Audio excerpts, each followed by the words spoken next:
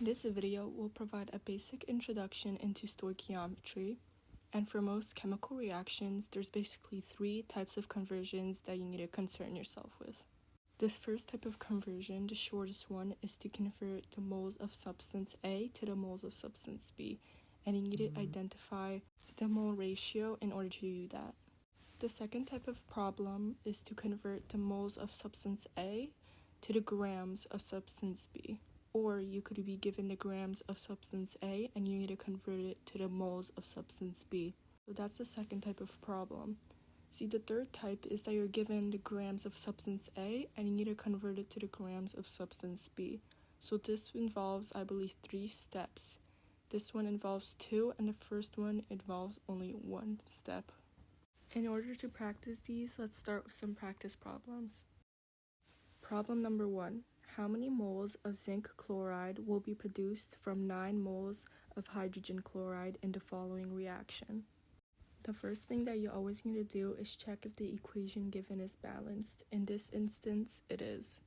So we're given the 9 moles of hydrogen chloride that we need to convert to moles of zinc chloride.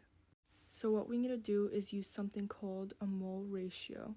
The mole ratio between the hydrogen chloride and the zinc chloride is 2:1, which means that for every 2 hydrogen chlorides, there's 1 zinc chloride.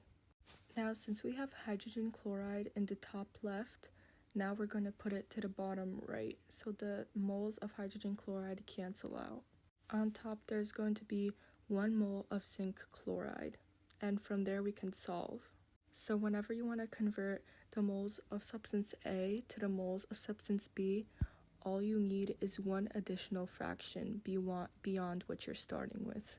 When solving, the answer to this equation is 4.5 moles of zinc chloride. Now let's move on to a 2-step stoichiometry problem. How many grams of potassium nitrate will be produced from 4 moles of potassium phosphate in the following reaction? As I said before, first we have to make sure the following equation is balanced, and in this problem it is also balanced. So we're given 4 moles of potassium phosphate, and from there we have to convert it to grams of potassium nitrate. So in this 2-step equation, we're basically converting the moles of substance A to the grams of substance B. And we will do that by converting the moles of substance A to the moles of substance B, like in our 1-step stoichiometry equation. And from the mole of substance B, we can convert that to grams of substance B, leaving us with 2 overall fractions. So we are given 4 moles of potassium phosphate, and we'll put that over 1. From there, we will, as said before, convert it to the moles of potassium nitrate. So we're going to determine the mole ratio. For every 1 potassium phosphate, 3 potassium nitrates are created, therefore making the ratio 3:1. So on the bottom, in order to cancel out the moles of potassium phosphate, we'll put 1 mole of potassium phosphate under 3 moles of potassium nitrate, as shown in the equation above. Now we can cancel out the moles of potassium phosphate and begin with our last fraction. From here, we have to determine how much grams are in 1 mole of potassium nitrate, since we're converting moles of substance B to now grams of substance B, being potassium nitrate. In order to do this, we're going to do the gram formula mass of potassium nitrate. This equation is discussed in another unit, however, it's really basic. You basically take the mass of potassium, which is 39, the mass of nitrogen, which is 14, and the mass of 3 oxygens, which is 48.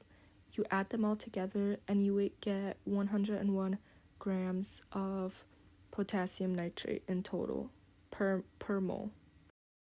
Now that we have our whole equation set up, we can cancel out the moles of potassium nitrate and solve this equation. Once put in the calculator, the answer turned out to be 1,212 grams of potassium nitrate. In order to get this down, let's go over another two-step problem. If 2.8 moles of propane reacts with excess oxygen gas, how many grams of CO2 will form? So let's write down what we need to do. We're given the moles of propane, aka C3H8, and we need to convert it to the grams of carbon dioxide. So basically, we have the moles of substance A, and we want to convert it to the grams of substance B. So it's a two-step process. Let's begin. So let's write a balanced chemical equation. So we have propane, C3H8, reacts with oxygen gas, O2, which produces carbon dioxide and water. So we have 3 carbon atoms on the left, therefore we need to put a 3 in front of the CO2. And there are 8 hydrogen atoms on the left and 2 on the right. 2 times 4 is 8, so let's put a 4 in front of water. Now, 3 times 2 is 6, so we got 6 oxygen atoms from the 3 CO2 molecules. And 4 times 1 is 4, so we have 4 oxygen atoms from the 4 water molecules, giving us a total of 10 oxygen atoms on the right side, which means we need 10 on the left side as well. So 10 divided by 2 is 5, so therefore we need to put a 5 in front of the O2. So now we have a balanced chemical equation. We're given 2.8 moles of propane.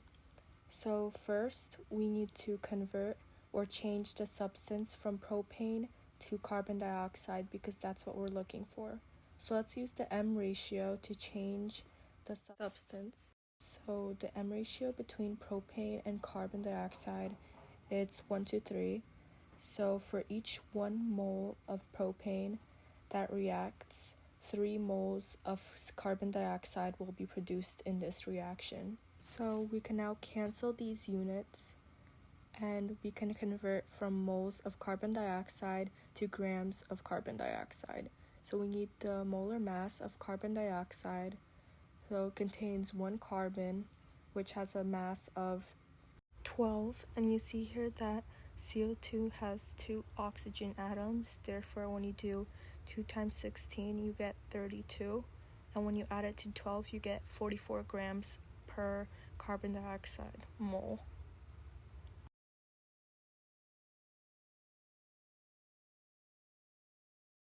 Now that we have everything set up, we can cancel out the moles of CO2 and put these numbers into the calculator to get the answer of 369.7 grams of CO2. Now moving to our third question, being a gram to gram conversion, therefore having 3 total steps. How many grams of sodium sulfate will be needed to produce 8.22 grams of sodium nitrate in the following reaction?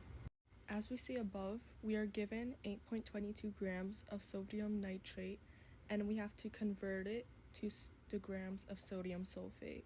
So basically we're doing a grams of substance A to a grams of substance B conversion. And there are 3 total steps in this equation. We need to use the mole mass of substance A to convert grams of substance A to mole of substance A. Once we have moles of substance A, we can convert that to moles of substance B by using the molar ratio. Once we have the mole of B, it could be easily converted into the grams of B by using the gram formula mass equation, leaving us with a total of 3 steps. Let's begin. So first we have 8.22 grams of sodium nitrate, and as I showed you guys before, we first have to convert it to moles of sodium nitrate. We first put 8.22 grams of sodium nitrate on over 1, and we have to cancel out grams of sodium nitrate. So we're gonna go to the bottom right corner and write down the molar mass of 1 mole of sodium nitrate using the gram formula mass equation. Once we do that, you get 85 grams of sodium nitrate per 1 mole of sodium nitrate. Now that we have converted into moles of substance A, now we have to convert into moles of substance B. In our next fraction, we're going to put moles of sodium nitrate on the bottom to cancel out.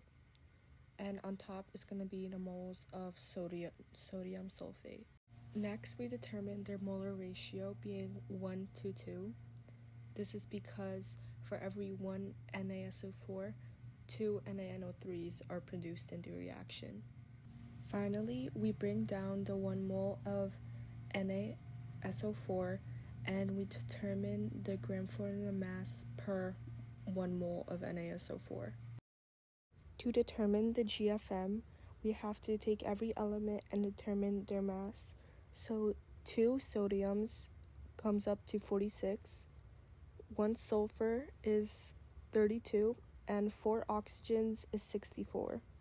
And those are their masses. We add them all together and we get a total of 142 grams per mole.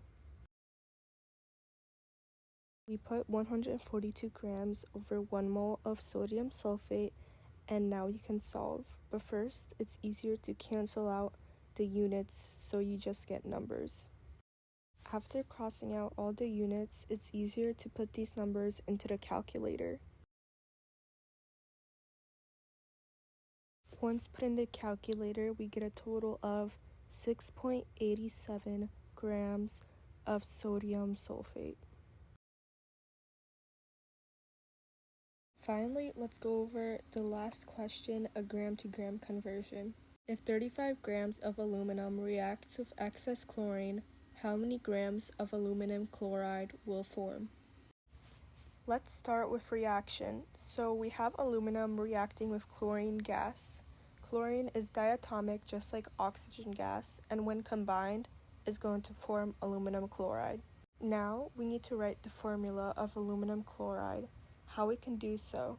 Aluminum has a positive 3 charge. Chlorine has a -1 charge. Once we cross them over, it's going to be Al1Cl3 or AlCl3. Before we begin the problem, we need to balance the chemical equation. The number of chlorine atoms is not the same on both sides, but the number of aluminum atoms, they're equal on both sides. So we got 2 on the left, 3 on the right. What I like to do is find the least common multiple of 2 and 3, or just multiply 2 and 3, which is 6. So to make them equal, I need 6 chlorine atoms on both sides. So I'm going to put a 3 in front of Cl2. That's going to give me 6, and a 2 in front of AlCl3. So now I have 6 chlorine atoms on both sides. I now have 2 aluminum atoms on the right, so we have to put a 2 in front of the aluminum on the left. Let's begin. So we need to convert the grams of substance A to the grams of substance B, leaving us with 3 steps to complete this equation. So we're going to have grams of aluminum that we're going to convert to moles of aluminum. From there, we're going to use the mole ratio to convert that into the moles of aluminum chloride. And then we'll use the gram formula mass to finally convert it to grams of aluminum chloride, leaving us with 3 steps. So let's start with what we're given. That is 35 grams of aluminum. Based on a periodic table, the atomic mass of aluminum is 26.98. So that means 1 mole of aluminum has a mass of 26.98. Next, we need to change the substance from aluminum to aluminum chloride. So the mole ratio is 2 to 2. So for every 2 moles of aluminum that reacts, 2 moles of aluminum chloride will be created.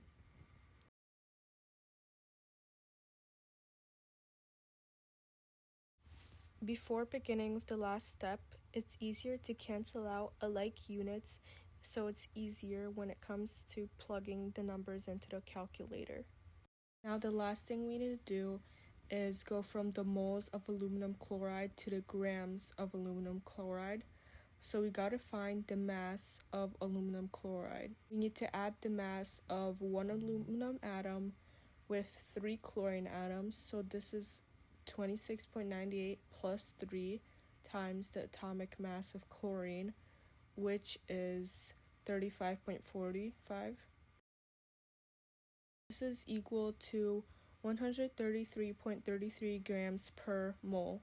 So 133.33 grams of aluminum chloride is equivalent to 1 mole of aluminum chloride. Once you cross everything out and put it into the calculator, you get an answer of 172.96 grams of aluminum chloride in this reaction. Thank you for watching, and if you want to see more easy tutorials like these, make sure to subscribe and like for weekly YouTube tutorials.